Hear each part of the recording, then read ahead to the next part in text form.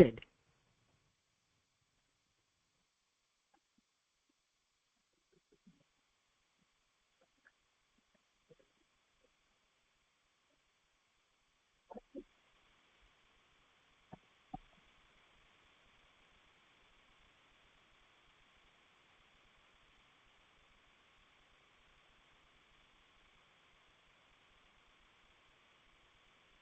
नमो लोये सौहरिहन्तानं नमो लोये सौहृदानं नमो लोये सौवागिर्यानं नमो लोये सौज्यायानं नमो लोये सौत्रिकावती सावनं ओंकारमिन्दु संयुक्त नित्यं जयन्ति योगिनः कामदं मोक्षदं चैव ओंकाराय नमो नमः मङ्गलं भगवान् मङ्गलं गौतमोऽग्नि मङ्गलं कुन्कुण्डारि विजेन्द्रमोसुमङ्गलं नमः समरिसाराय स्वानुभूत्या चकास्ते चित् स्वभावाय भवाय सर्वाः विभाव निरुद्ध निराकार।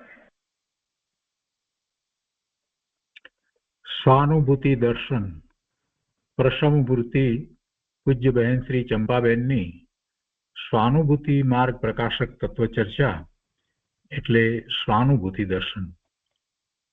સ્વાનુભૂતિ દર્શનના સ્વાધ્યાયમાં આપણે 485માં પ્રશ્ન સુધી સ્વાધ્યાય કર્યો અને તે પછીથી દિનચર્યાનો સ્વાધ્યાય કર્યો. દિનચર્યાના સ્વાધ્યાય પછીથી હવે આગળ પ્રશ્ન લીધા છે. તો આ 486મો પ્રશ્ન છે. પાના નંબર 270 ઉપર અહીંયા પ્રશ્ન છે. સમયસાર ગાથા 320 જયસેન આચાર્ય ભગવાનની ટીકામાં આવે છે કે શુદ્ધ જ્ઞાન અર્થાત અપરિણામી ધ્રુવ આત્મા બંધ મોક્ષને કરતો નથી. અપરિણામી ધ્રુવ આત્મા બંધ મોક્ષને કરતો નથી. અપરિણામી એમ ધ્રુવ વસ્તુ જે ત્રિકાળ એને માટે કે છે કે બંધ કે મોક્ષને કરતો નથી. બંધ નથી કરતો તો મોક્ષને પણ ન કરે. એટલે શુદ્ધ જ્ઞાન એ બંધ મોક્ષને કરતો નથી. અપરિણામી ધ્રુવ આત્મા બંધ મોક્ષને કરતો નથી. એ વાત ત્યાં 320મી ગાથામાં જયસેન આચાર્ય ભગવાનની ટીકામાં આવે છે. અને 320મી ગાથા ઉપર પૂજ્ય ગુરુદેવ કાજી સ્વામીએ જયસેન આચાર્ય ભગવાનની ટીકા ખૂબ સમજાવી છે. જયસેન આચાર્ય ભગવાને 320મી ગાથા ઉપર બહુ વિસ્તારપૂર્વક વાત કરી છે. અને એમાં 5 ભાવ આપણે જે કહીએ છીએ એમાં પરમ પારિણામિક ભાવ જે છે, જે દ્રવ્યાર્થિક નયનો વિષય છે, એ પારિણામિક ભાવને એમણે બહુ સરસ રીતે સ્પષ્ટ સમજાવ્યો છે. તો 320મી ગાથાનો બધાને ખ્યાલ હશે જ. તો એમાંથી આ પ્રશ્ન કર્યો છે કે સમયસર ગાથા 320માં જયસેન આચાર્ય ભગવાનની ટીકામાં આવે છે કે શુદ્ધ જ્ઞાન અર્થાત અપરિણામી ધ્રુવ આત્મા બંધ મોક્ષને કરતો નથી. અને પછી કહે છે કે આ વાત તો સમજાય છે, પરંતુ પછી એમ આવે છે કે શુદ્ધ જ્ઞાન પરિણત જીવ પણ બંધ મોક્ષને કરતો નથી. ધ્રુવ આત્મા નથી કરતો બંધ મોક્ષને. એ પછીથી આગળ એમ વાત આવે છે કે શુદ્ધ જ્ઞાન પરિણત જીવ પણ બંધ મોક્ષને કરતો નથી. શુદ્ધ જ્ઞાન ભાવે પરિણમતો જીવ એ પણ બંધ મોક્ષને કરતો નથી. તો પછી કહે છે કે પરિણત એટલે પરિણમતો કહેવો અને પાછો બંધ મોક્ષ કરતો નથી એમ કેવું તે કઈ રીતે ઘટે છે? એ કઈ રીતે હોઈ શકે? કેમ કે પોતે શુદ્ધ જ્ઞાન ભાવે પરિણમે છે તો પરિણમવું થાય છે. તો પરિણમવું થાય એટલે પર્યાય તો થાય છે. તો પછી એ બંધ મોક્ષને કરતો નથી એમ કેવું કઈ રીતે ઘટે છે?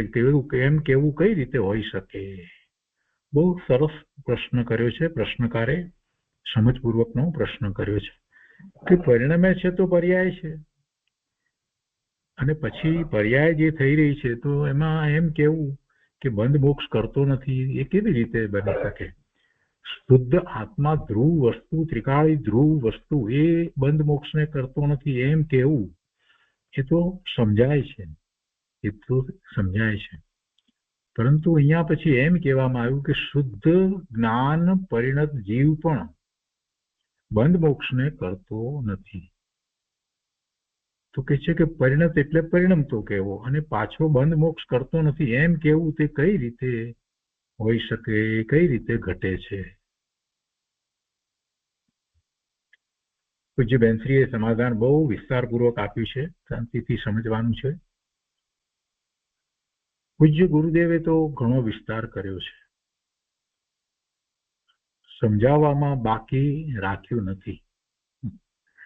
320મી ગાથા ઉપર જ્યારે ભૂચંદ્રાચાર્ય ભગવાનની ટીકા વાંચી અને પ્રવચન આપવામાં આવ્યું તે પછીથી પૂજ્ય ગુરુદેવે આ ગાથા 320મી ગાથા ઉપર જયસેનાચાર્ય ભગવાનની ટીકા બહુ વિસ્તૃત છે, તો એની ઉપર પ્રવચન આપવાની વાત કરી. તો ત્યાં પુસ્તક હંમેશા શાસ્ત્ર રાખીને જે સ્વાધ્યાય કરવાનો હોય છે, એટલે જે સામે બેઠેલા હોય, ગુરુદેવની સામે જે પણ બેઠા છે, બધા પ્રવચન સાંભળે છે, તો એમને સામે પુસ્તક હોવું જરૂરી છે. હવે જયસેનાચાર્ય ભગવાનની ટીકા એ તો બધાને તો કેવી રીતે હોય, એની કોપી એટલી હતી નહીં, કેમ કે સામાન્ય ત્યાં જે સમયસાર હતું એમાં તો અમૃતચંદ્રાચાર્ય ભગવાનની ટીકા લેવામાં આવતી હતી. તો એ જયસેનાચાર્ય ભગવાનની ટીકા ને રાતોરાત તૈયાર કરી, એટલે એમાંથી લઈ અને એના પાના એટલી 320મી ગાથાના ટીકાના પાના એટલા જ રાત્રે જ છાપી નાખ્યા અને સવારે બધાને પછી ત્યાં આપ્યા. કેમ કે જયારે એ ગાથા ઉપર જયસેનાચાર્ય ભગવાનની ટીકામાંથી પૂજ્ય ગુરુદેવ સમજાવવાના હોય, પ્રવચન કરવાના હોય, તો બધા પાસે હોવું જરૂરી છે. એટલે એ તો બહુ મોટી વાત હતી. એટલે 320મી ગાથા અને એના ઉપર જયસેનાચાર્ય ભગવાનની ટીકા, આ બધી વાત તો ઘણી ચર્ચાયેલી છે, ઘણી વાત છે. તો એમાંથી આ પ્રશ્ન કર્યો છે, 320મી ગાથામાં એમાંથી આ પ્રશ્ન કર્યો છે કે અપરિણામી ધ્રુવ આત્મા બંધ મોક્ષને કરતો નથી. એ તો સમજાયું, પણ પછી પાછી જે વાત લખી છે કે શુદ્ધ જ્ઞાન પરિણત જીવ પણ બંધ મોક્ષને કરતો નથી. એટલે એમાં પરિણત કેવો પરિણમી રહ્યો છે અને પછી બંધ મોક્ષને કરતો નથી કેવું, એ કઈ રીતે હોઈ શકે? આવો પ્રશ્ન છે, અને એનો ઉત્તર પૂજ્ય બેનશ્રીએ આપ્યો છે. ગુરુદેવે તો પહેલા બધું એ સમજાવેલું જ હતું, ને આ જયારે પ્રશ્નનો જવાબ જે થયા છે એ વખતે તો ગુરુદેવ હતા નહીં, એ વખતમાં જ પ્રશ્નોને ઉત્તર થયા છે. બેનશ્રી કહે છે કે પૂજ્ય ગુરુદેવે તો ઘણો વિસ્તાર કર્યો છે, સમજાવવામાં બાકી રાખ્યું નથી, ખૂબ સમજાવ્યું છે, સૂક્ષ્મ કરીને શાસ્ત્રનું રહસ્ય ખોલ્યું છે. પૂજ્ય ગુરુદેવનો અનંત ઉપકાર છે. જો તે સમજીને અંદરમાં પુરુષાર્થ કરે તો પ્રગટ થાય એવું છે. અનાદિ અનંત જે વસ્તુ છે તે વસ્તુ પોતે બંધ મોક્ષને કરતી નથી. અનાદિથી જે વસ્તુ રહી છે અને અનંતકાળ સુધી જે વસ્તુ રહેવાની છે એ એવી ને એવી છે. એ વસ્તુ ધ્રુવ એ પોતે બંધને કરતી નથી કે મોક્ષને પણ કરતી નથી. એ વસ્તુ અનાદિથી, જેની કોઈ આદિ નથી અને જેનો અંત નથી, એવું આ જીવ દ્રવ્ય, એવો આ આત્મા એ બંધને પણ કરતો નથી અને મોક્ષને પણ કરતો નથી. જો એ બંધ મોક્ષને કરતો હોય તો શું થાય? આપણે બીજી રીતે જરાક તર્કથી વિચાર કરીએ, કેમ કે હજી આ વાત કેટલાકને ખબર ન હોય. 320મી ગાથા ઉપરના પૂજ્ય ગુરુદેવના જયસેનાચાર્ય ભગવાનની ટીકાને લઈને જે પ્રવચનો છે એ કોઈ કેટલાકે ન પણ સાંભળ્યા હોય, ન કર્યા હોય, આ બધી સૂક્ષ્મ વાતોનો ખ્યાલ ન હોય, તો થોડીક વાત આપણે બીજી પણ સાથે લઈએ, કેમ કે વિષય બહુ મહત્વનો છે. તો આપણે જરાક વિચાર કરીએ કે ધારો કે એ બંધ અને મોક્ષને કરે તો શું થાય? કોઈ જીવ બંધને કરતો હોય ને મોક્ષને કરતો હોય, તો પછી બંધને કરતો હોય એ બંધ કર્યા કરે. જીવ જો બંધને કરતો હોય તો કર્યા કરે, મુક્ત થયા પછી પણ બંધને કરે એમ પણ બની શકે. બંધને કરે છે તો પછી બંધને કર્યા કરે એમ પણ બને. એટલે બંધને કરે તો મોક્ષને કરવાનો પ્રશ્ન પાછો ઉપસ્થિત થાય, પણ એ બંધ કે મોક્ષને કરતો નથી. અનંત કાળમાં જીવે ખરેખર જોવા જઈએ તો આપણે જે બંધ મોક્ષની વાત જે કરીએ છીએ, જીવ કર્મ સહિત છે અને એ વિભાવ ભાવે થાય છે તો એને કર્મના બંધ થાય છે, એ વાત આપણે જે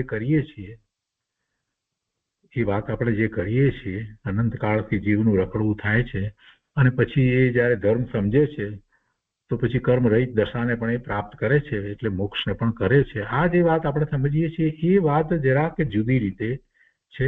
અને અહીંયા વાત જે કરી છે એ તો ત્રિકાળી ધ્રુવ વસ્તુની વાત કરી છે, જે અનાદિ અનંત વસ્તુ એવી જે અપરિણામી છે, તે અપરિણામી ધ્રુવ આત્મા, એ અપરિણામી ધ્રુવ તત્વ એ ધ્રુવ કહેવામાં આવ્યો છે, એટલે એ ધ્રુવ જ રહે છે, એ વસ્તુની વાત છે. તો એ પોતે બંધ મોક્ષ કરતું નથી. બંધ અને મોક્ષ જે થઈ રહ્યા છે તે પર્યાયમાં થઈ રહ્યા છે, અને પર્યાયમાં થઈ રહ્યા છે ત્યારે પણ ઉપાદાન કારણ એ કઈ ત્રિકાળી ધ્રુવ વસ્તુ એ ઉપાદાન કારણ નથી. એનું ઉપાદાન કારણ શું છે? બંધ જે થઈ રહ્યા છે તેનું ઉપાદાન કારણ શું?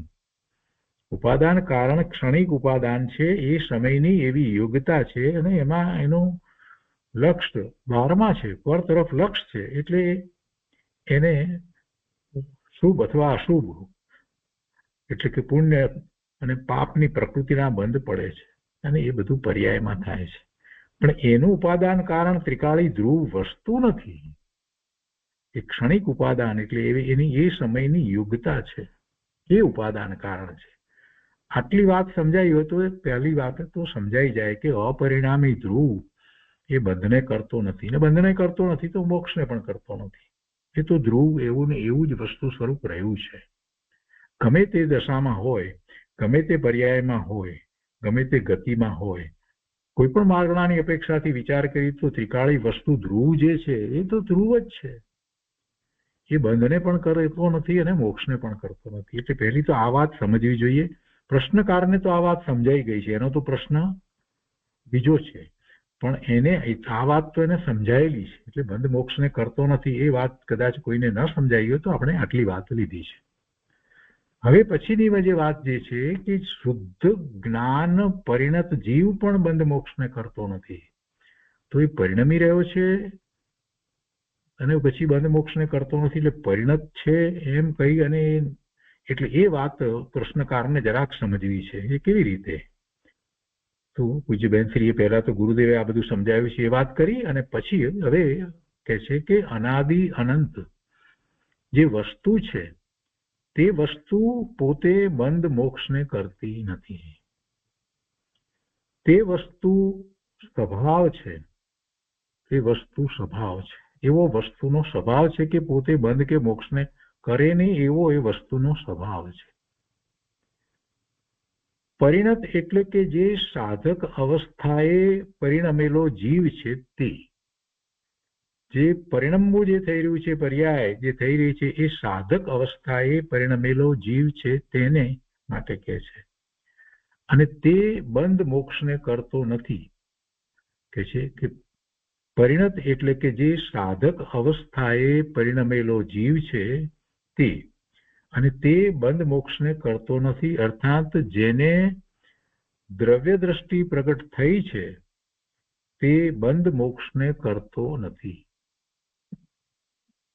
એમ કહ્યું ને કે શુદ્ધ જ્ઞાન પરિણત જીવ એટલે પોતે જે જ્ઞાન સ્વભાવે પરિણમે છે તે, એટલે એવો એ સાધક જીવ એ પણ બંધ મોક્ષને કરતો નથી. એમ જે કહ્યું તો પરિણમે છે તો શું કરી રહ્યો છે?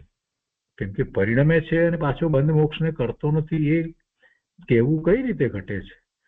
તો બેનશ્રી પહેલી વાત આ રીતે સમજાવે છે કે જે સાધક જીવ છે એ પરિણમે છે. તો કે પરિણત એટલે કે જે સાધક અવસ્થાએ પરિણમેલો જીવ છે તે, અને તે બંધ મોક્ષને કરતો નથી. અર્થાત જેને દ્રવ્ય દ્રષ્ટિ પ્રગટ થઈ છે તે બંધ મોક્ષને કરતો નથી. જેણે વસ્તુનું સ્વરૂપ જાણ્યું છે તે ખરેખર બંધ મોક્ષને કરતો નથી, બંધને કરતો નથી. બંધ કરે છે, સ્વભાવ ભાવે છે ત્યારે એ બંધ કરે છે, નથી કરતો.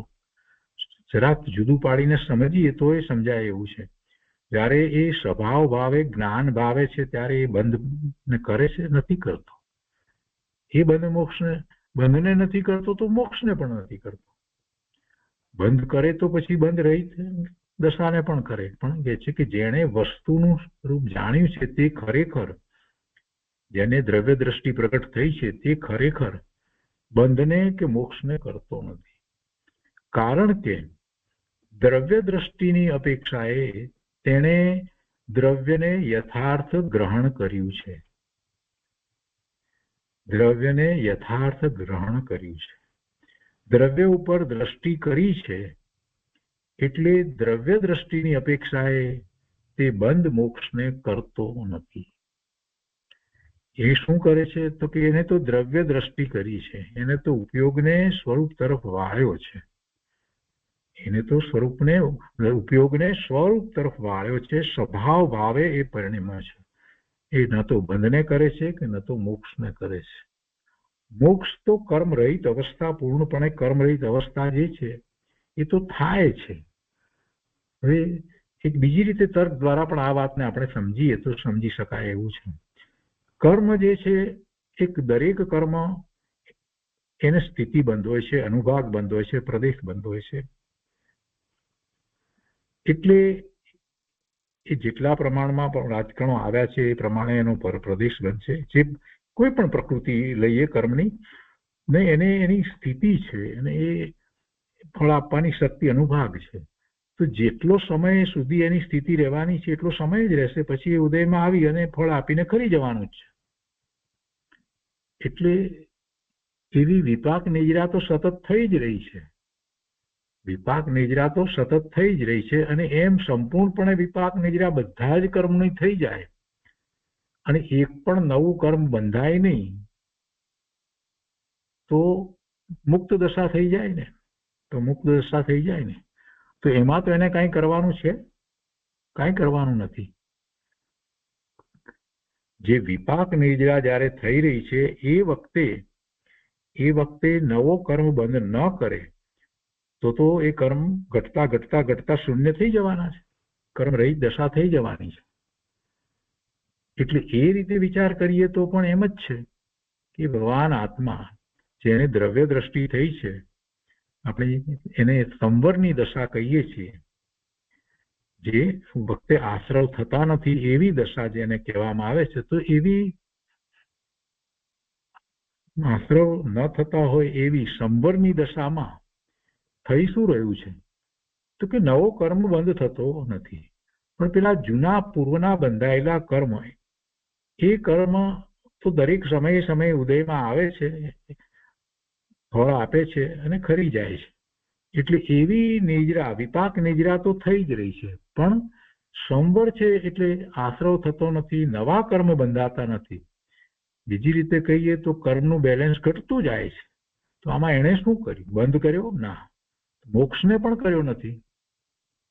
મોક્ષ બંધ જે પૂર્વનો બંધ હતો એ તો ખરી જવાનો જ છે, એનો તો સ્થિતિબંધ છે એ પ્રમાણે ખરી જ રહ્યો છે.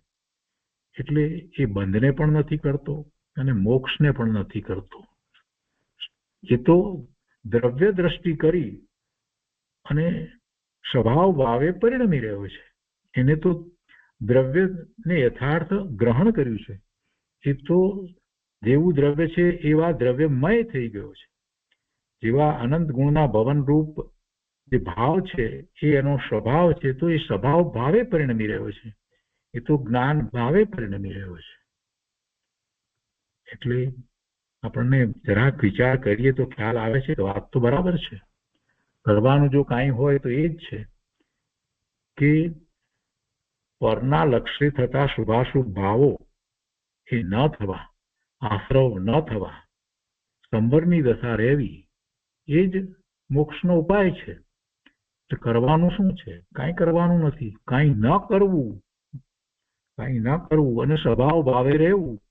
હવે સ્વભાવ ભાવે રહેવું એ તો સહજ છે, એ એનો અધિકાર છે. કોઈ પણ વ્યક્તિને પોતાના ઘરમાં જવા માટેનો અધિકાર છે, એમાં કોઈની મંજૂરી લેવી પડતી નથી. તો એ સ્વભાવ ભાવે થાય, દ્રવ્ય દ્રષ્ટિ કરે, જેવું પોતાનું ત્રિકાળી શુદ્ધ ધ્રુવ વસ્તુ છે, દ્રવ્ય છે, એને ગ્રહણ કર્યું એટલે એની દ્રષ્ટિ કરી એટલે એને સ્વીકાર્યું, એની શ્રદ્ધા કરી અને એ મય થઈ ગયો.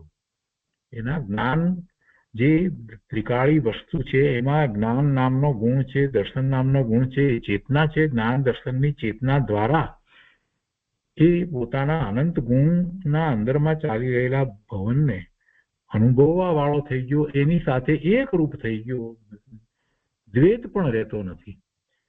આ થઈ રહ્યું છે એટલે એમાં એ બંધ મોક્ષને કરે એ વાત તો આવતી નથી.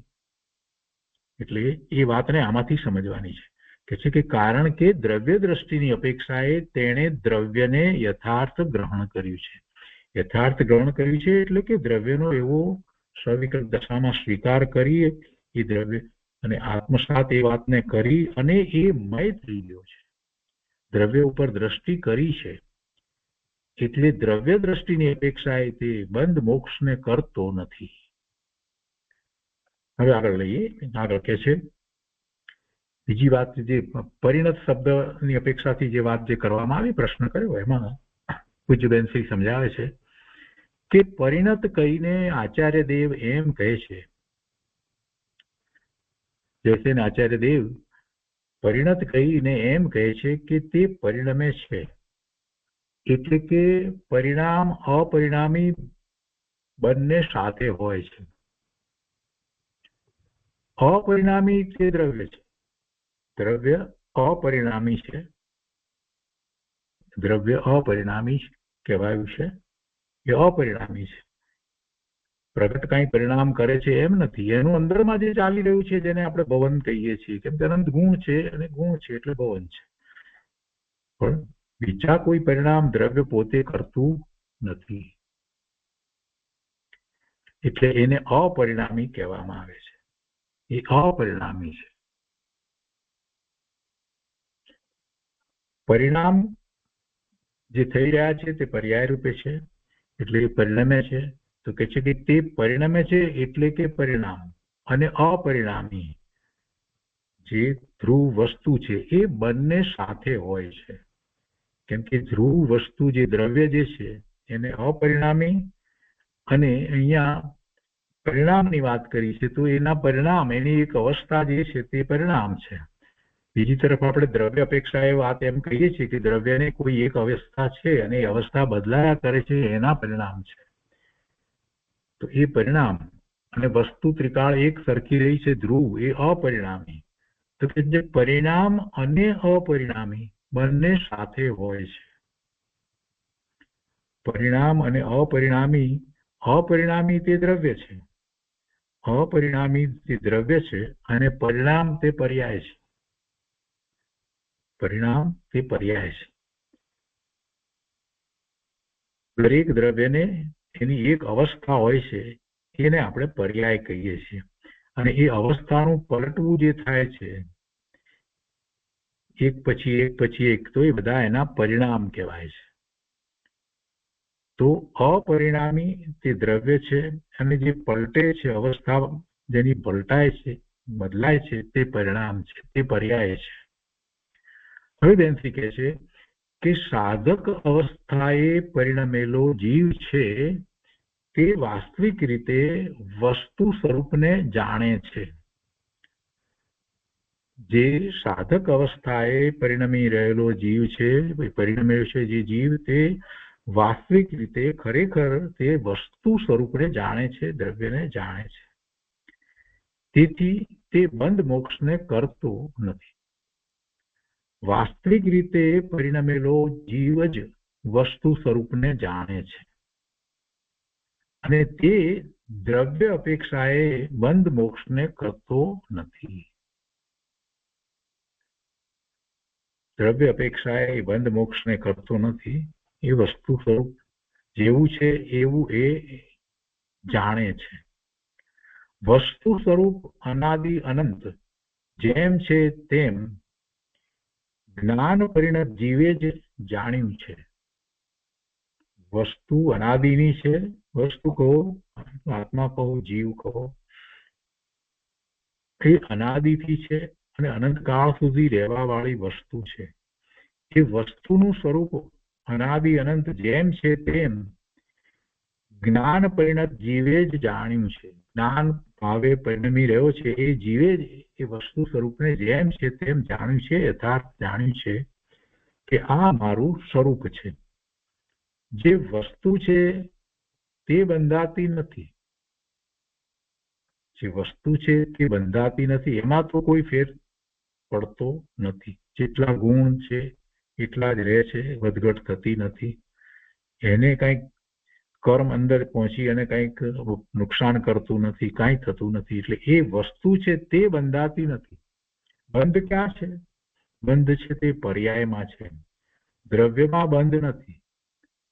દ્રવ્યમાં બંધ નથી. જે વસ્તુ છે તે બંધાતી નથી, અને જો તેને બંધન નથી તો વસ્તુ તો બંધન વગરની જ છે. જો બંધ નથી, બંધન નથી, તો પછી એને મુક્તિ પણ નો પ્રશ્ન ઉપસ્થિત થતો નથી.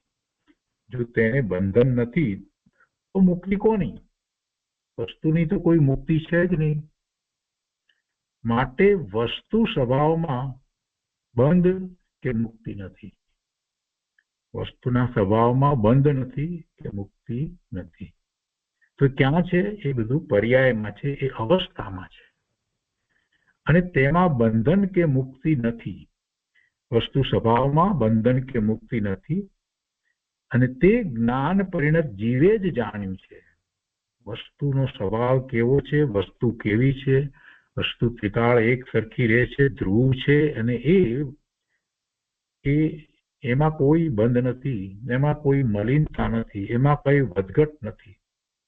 અને એટલા માટે આપણે અગુરુ લઘુત્વ ગુણની વિસ્તારપૂર્વક વાત કરીએ છીએ. એમાં કાંઈ ફેર પડતો નથી. એવું ને એવું વસ્તુનું સ્વરૂપ રહે છે, દ્રવ્ય એવું જ છે. તો કે છે કે વસ્તુ સ્વભાવમાં બંધ કે મુક્તિ નથી, અને તેમાં બંધન મુક્તિ નથી. તે જ્ઞાન પરિણત જીવે જ જાણ્યું છે. જે જ્ઞાન ભાવે પરિણમી રહ્યો છે એ જીવે એ જાણ્યું છે. અજ્ઞાનીએ એ નથી જાણ્યું. આગળ કે છે, તે આવું જાણવા છતાં તેની સાધનાની પર્યાય તો ચાલુ જ રહે છે. શું છે સાધના? તો કે દ્રવ્યની દ્રષ્ટિ કરે છે, એ એની સાધના છે. તો કે છે કે આવું વસ્તુ સ્વભાવને જાણે છે, તો એ જાણવા છતાં તેની સાધનાની પર્યાય તો ચાલુ જ રહે છે. મોક્ષની સાધના પણ તે જ કરે છે. એટલે બીજી રીતે એમ કહેવાય કે એની દ્રવ્ય દ્રષ્ટિ છે એ જ મોક્ષ સાધના છે, પર્યાયની અપેક્ષાએ વાત કરીએ તો. એટલે એ મોક્ષની સાધના પણ તે જ કરે છે. એવું જ કોઈ વસ્તુનું સ્વરૂપ છે કે અપરિણામી અને પરિણતિ પરિણામ બંને સાથે જ હોય છે, અને તે ટીકામાં આગળ આવે છે. આચાર્ય ભગવાનની ટીકામાં આગળ આવે છે કે દ્રવ્ય અને પર્યાય બેનું જોડકું છે, તે સાથે જ હોય છે. પરિણામ અને અપરિણામી બે સાથે છે. અપરિણામી દ્રવ્ય છે, પરિણામ તે પર્યાય છે. એ બે સાથે છે, અને તેથી તેમાં જ સાધના થાય છે. એમાં જ સાધના થાય છે.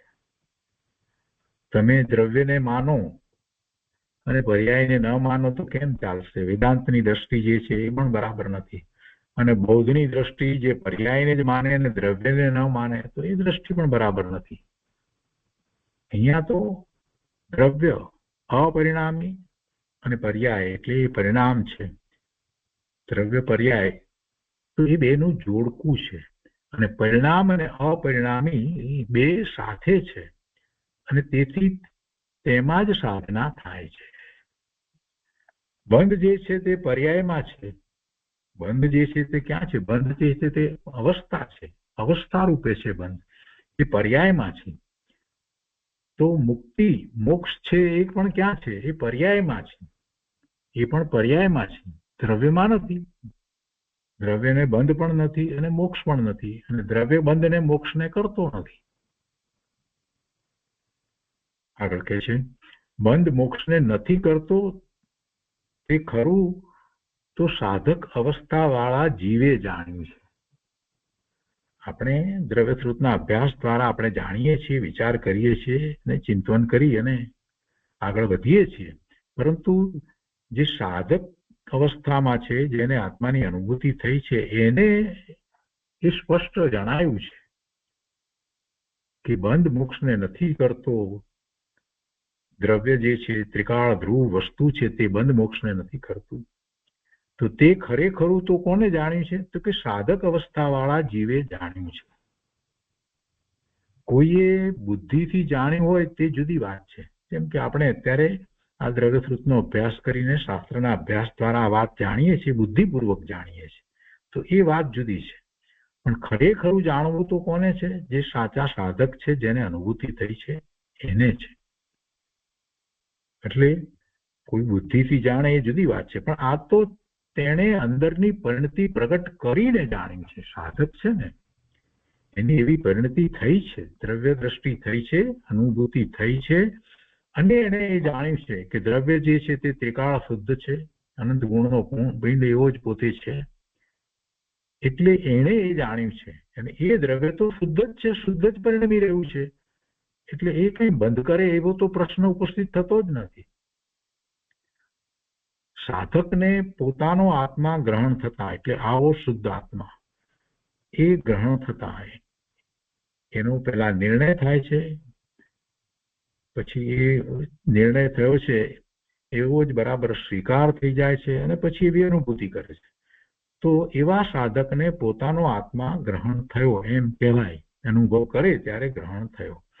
તો સાધકને પોતાનો આત્મા ગ્રહણ થતા દ્રવ્ય દ્રષ્ટિ પ્રગટ થઈ છે, અને જેણે દ્રવ્ય ઉપર દ્રષ્ટિ સ્થાપી તે જ વાસ્તવિક રીતે બંધ મોક્ષનો કરતા નથી. એ વાસ્તવિક રીતે બંધ મોક્ષનો કરતા નથી. કોણ? જેણે દ્રવ્ય ઉપર દ્રષ્ટિ સ્થાપી તે જ વાસ્તવિક રીતે બંધ મોક્ષનો કરતા નથી. કેમ કે એણે તો પોતાના આત્માને ગ્રહણ કર્યો છે. એટલે જેમ પહેલા કહેવામાં આવ્યું કે ધ્રુવ વસ્તુ બંધ મોક્ષને કરતી નથી, તો એવી રીતે આ સાધક કે જેણે દ્રવ્ય ઉપર દ્રષ્ટિ સ્થાપી છે અને એની સાથે એ તન્મય થઈ ગયો છે, એટલે એ આત્મામય થઈ ગયો છે, એટલે એણે પોતાના આત્માને ગ્રહણ કર્યો છે. તો આવો સાધક એ બંધ મોક્ષનો કરતા નથી.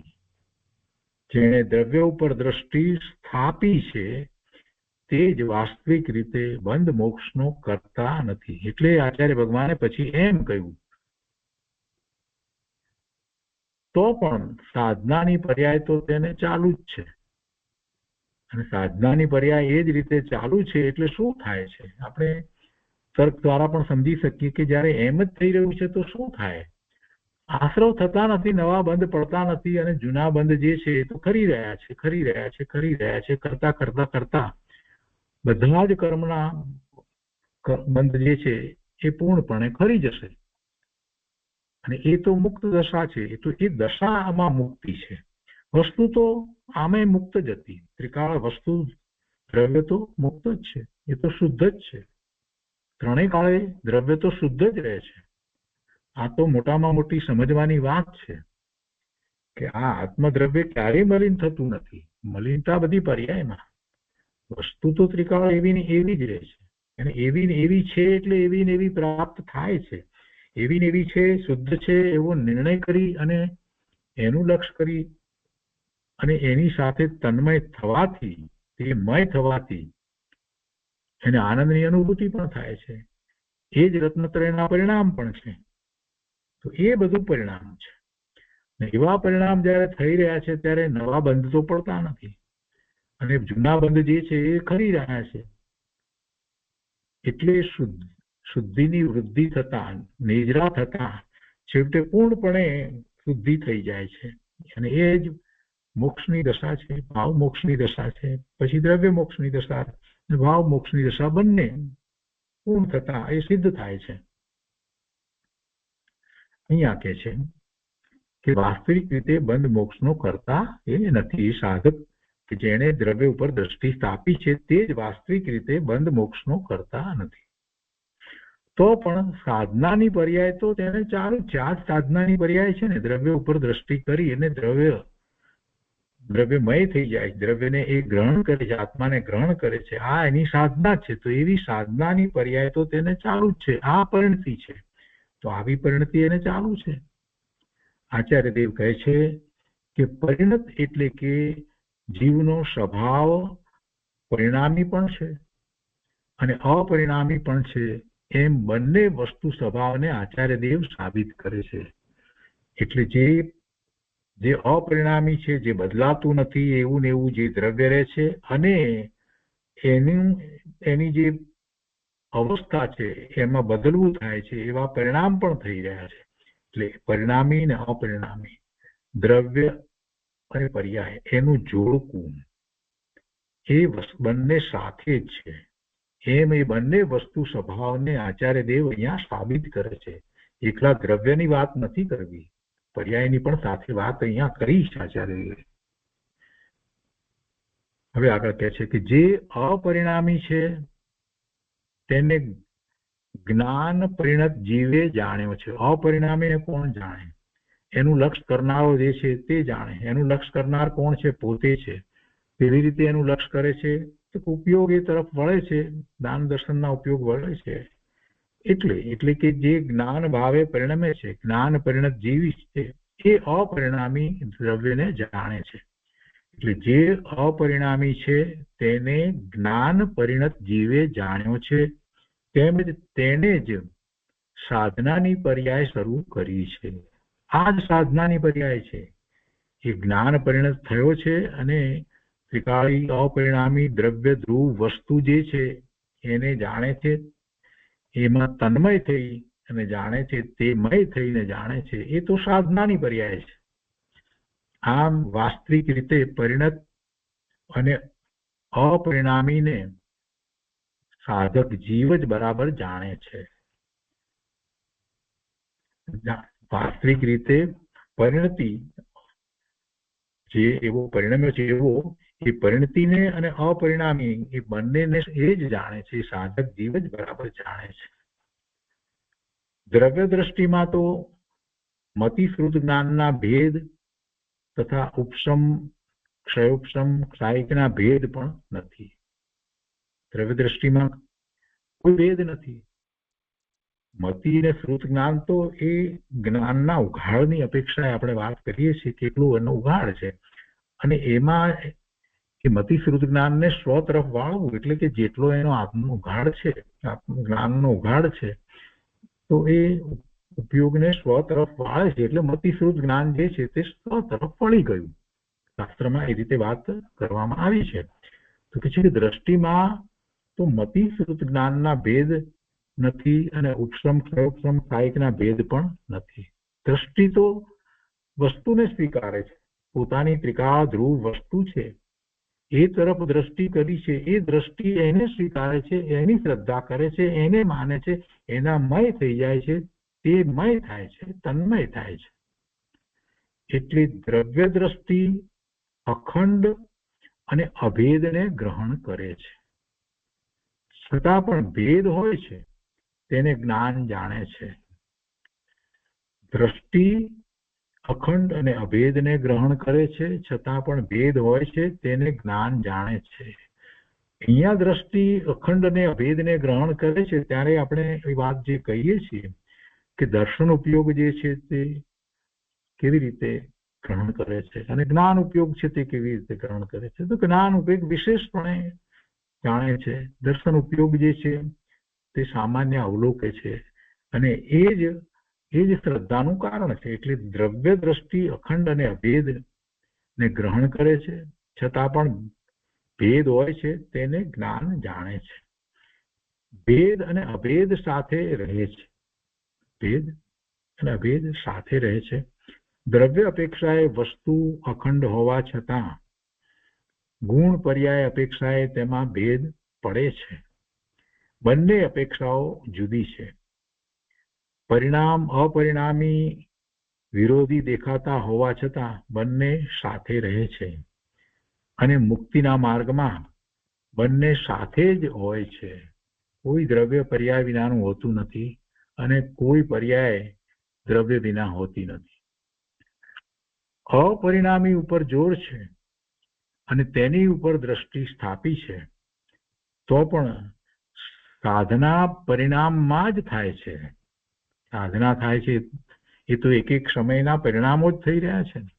સાધનાનું જે પરિણામીપણું છે તે અપરિણામી તરફની મુખ્યતાથી જ પરિણામમાં થાય છે.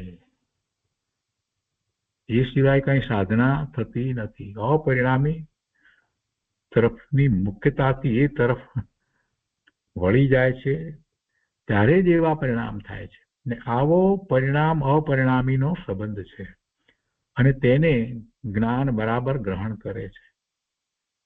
દ્રવ્ય અને પર્યાય બંને સાથે જ હોય છે. એટલે આચાર્ય દેવે કહ્યું કે જે જ્ઞાન પરિણત જીવ છે, જે જ્ઞાન ભાવે પરિણમી રહ્યો છે, જેવો જીવ સાધક જીવ છે તે જ બંધ મોક્ષને કરતો નથી. જે પરિણામી છે,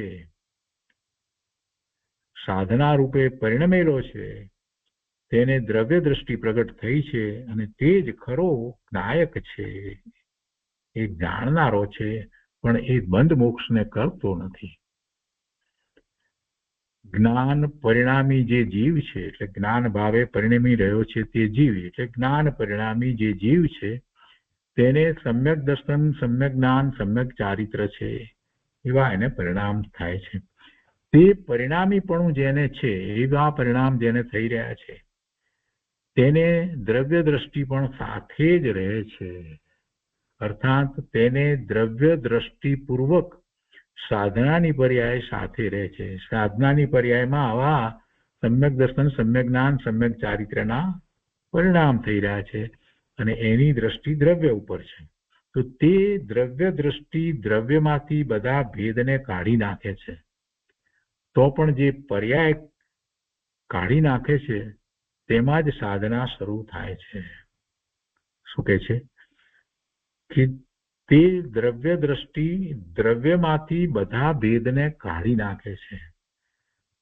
તો પણ જે પર્યાય કાઢી નાખે છે તેમાં જ સાધના શરૂ થાય છે. એટલે જે પર્યાય જે વખતે એ દ્રવ્યમાંથી ભેદને દૂર કરે છે અને અભેદને સ્વીકારે છે, તો એમ એને ભેદને કાઢી નાખ્યા તો ત્યારે ખરેખરી સાધના શરૂ થાય છે. જ્યાં સુધી એ ભેદ પાડે છે ત્યાં સુધી સાધના નથી થતી. શું ભેદ પાડે છે દ્રવ્યમાં? કે અનંત ગુણ છે, અનંત ગુણ છે, એમ અનંત ગુણનો પિંડ આ દ્રવ્ય છે, અસંખ્ય પ્રદેશ છે, અસંખ્ય પ્રદેશ છે, એવા ભેદ પાડે છે અખંડ વસ્તુ ભેદ વસ્તુમાં. ત્યાં સુધી સાધના શરૂ થતી નથી. ત્યાં સુધી વિકલ્પ છે. એટલે જ્યારે એ બધા ભેદ કાઢીને અભેદ અખંડ વસ્તુને ગ્રહણ કરે છે ત્યારે સાધના શરૂ થાય છે. એવું જ વસ્તુનું સ્વરૂપ છે. દ્રવ્ય અપેક્ષાએ વસ્તુ અપરિણામી છે અને પર્યાય અપેક્ષાએ વસ્તુ પરિણામી છે. તે બંને અપેક્ષા જુદી જુદી છે. દ્રવ્ય અને પર્યાય બંનેનું જોડકું સાથે જ હોય છે. બેમાંથી એક પણ નીકળી શકતા નથી. દ્રવ્ય વિના પર્યાય ન હોય, પર્યાય વિનાનું દ્રવ્ય ન હોય. છતાં બંનેની અપેક્ષા જુદી છે. સાધનામાં બંને સાથે જ હોય છે. એક મુખ્યપણે હોય છે, એક ગૌણપણે હોય છે. તો આ રીતે આ 486માં પ્રશ્નનું વિસ્તૃત સમાધાન પૂજ્ય બેનશ્રીએ આપ્યું અને આપણે એને સારી રીતે સમજવાનો પ્રયત્ન કર્યો છે.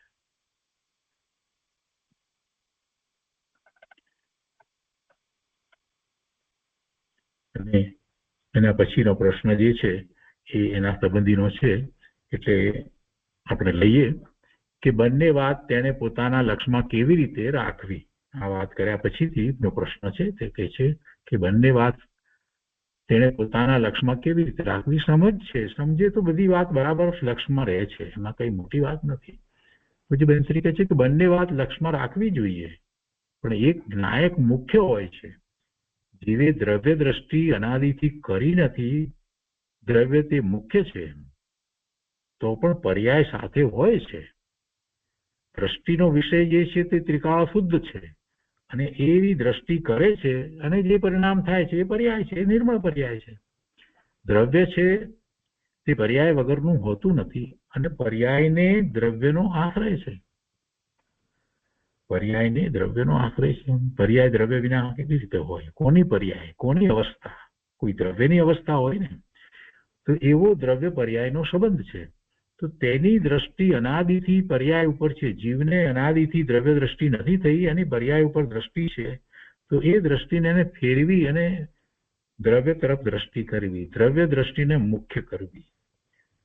પર્યાય તેની સાથે ગૌણપણે હોય છે. કંઈક પર્યાય નીકળી જતી નથી, કંઈક પર્યાય નીકળી જતી નથી. માટે પર્યાય સાધનામાં સાથે હોય છે, પણ દ્રષ્ટિ તો દ્રવ્યની કરવાથી જે પરિણામ થાય એને સાધના કહેવામાં આવે છે. એટલે બંને સાથે હોય તેમાં દ્રવ્ય દ્રષ્ટિ મુખ્ય છે, અને સાધના જે થઈ રહી છે એ પર્યાય છે, તો એ સાધના પર્યાયમાં થાય છે. તો એ રીતે એ પ્રશ્નનું પણ સમાધાન થયું. તો આજનો સ્વાધ્યાય આપણે અહીંયા સુધી રાખીએ છીએ. 487માં પ્રશ્ન સુધી સ્વાધ્યાય રાખીએ છીએ.